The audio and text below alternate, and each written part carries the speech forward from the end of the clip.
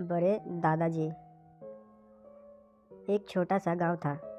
उसमें रहने वाले सभी लोग मूर्ख थे, न कुछ समझते थे, न ही किसी चीज़ को पहचानते थे और न ही किसी चीज़ का नाम ही जानते थे।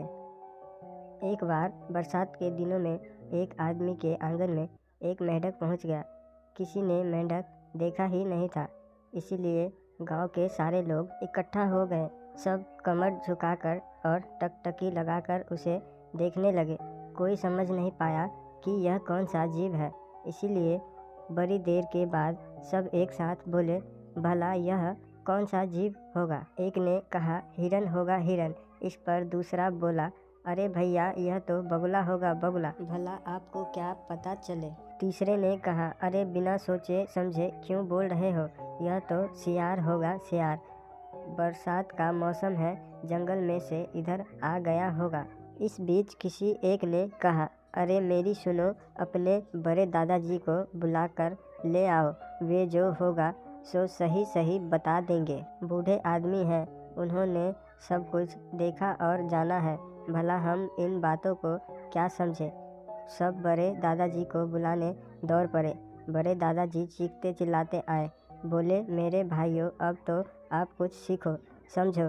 क्या मैं जन जन तक जिंदा बैठा रहूँगा कि सब कुछ आपको बताता रहूँगा। बड़े दादाजी मेंढक के पास पहुँचे, आंखों पर हाथ रखकर मेंढक को बहुत ध्यान से देखा, फिर धीमी से आवाज़ में कहने लगा, ओहो, इसमें कौन सी बड़ी बात है, चुटकी भर दाने डालो, चुगे तो समझो कि चिड़िया है, नहीं तो मोर तो है ही। उस गांव में एक छोटा सा किला था। किले का अपना एक दरवाज़ा था। एक बार रात में एक हाथी आया और दरवाजे में घुसकर खड़ा हो गया। सवेरा होने पर लोगों ने देखा दरवाजे में अंधेरा है। सब कहने लगे, अरे यह क्या हो गया, सवेरा हो जाने के बाद भी दरवाजे में इतना अंधेरा क्यों है। किसी ने कहा, अरे यह तो काजल का ढेर है। दूसरा बोला, अरे यह तो बादल की परछाई है। तभी किसी ने कहा, बुलाओ बड़े दादाजी को, वे जो होगा सो सही सही बता देंगे। बड़े दादाजी चीखते चिल्लाते और अपनी लाठी पटकते पटकते आए।